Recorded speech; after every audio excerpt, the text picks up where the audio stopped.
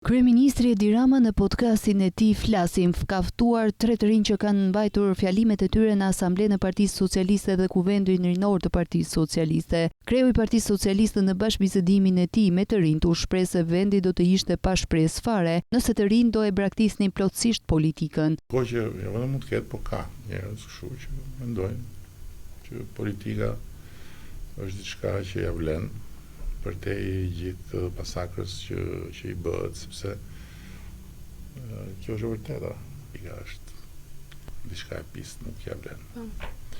S'duhet merresh me politikë. Dhe harrojnë që në fakt pa politikën shoqëria gjendet në një situatë barbarie, sepse politika vërtet ka fuqinë për i keq, politika vërtet ka bërë gjëra të tmerrshme. Politika ka pjell në formën e vetë të prekshme nazizmin,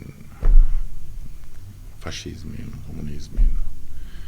Por politika ka bërë edhe mrekullia, politika ka bërë Bashkimin Evropian, politika ka bërë Shtetet e Bashkuara, politika ka bërë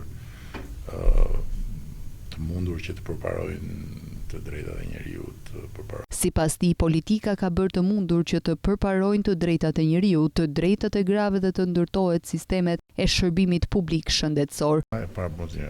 Ata që shajnë dhe që nuk lënë gjë pa thënë për spitalet, ata fatmirësisht qendra shëndetësore të fshatrave.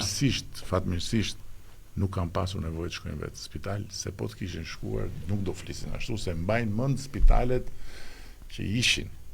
Tani natyrisht ka akoma disa spitale që nuk janë ashtu siç duhet. Thuash që spitale, unë personalisht vaj 2 herë, por pastaj një mjek amerikan që ka qenë ishte mjeku i George Bushit, edhe nuk e di kujt tjetër në Shtëpinë e Bardhë. Para ose mbra flas për George Bushin tjetrin të parin, edhe ai kishte qenë këtu që në 91-92 edhe kishte shoqëruar spitalin si mik i spitalit me disa të tjerë. Dhe erdhi më takoi edhe tha është e pabesueshme.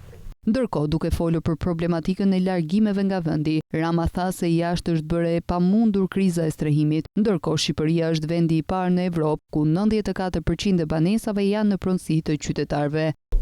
Unë sfidoj këdo të ikësh sot është të mos mund të ikësh, të gjithë kanë të drejtën të ikin, të vinë sepse jemi. Por ti është sot duke u nisur thjesht nga pamja e parë e pagave dhe nga historitë që ke dëgjuar,